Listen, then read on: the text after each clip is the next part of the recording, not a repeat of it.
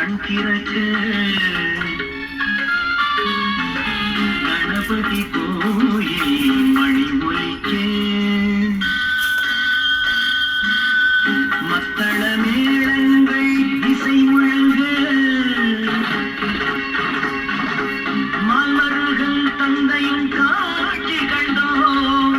நினைத்தது நடக்கும், கேட்டது கிடைக்கும்.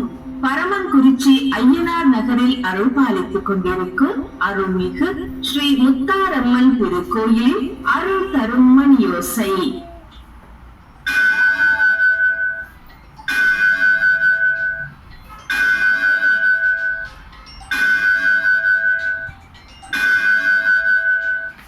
நேரம் அதிகாலை 5 மணி.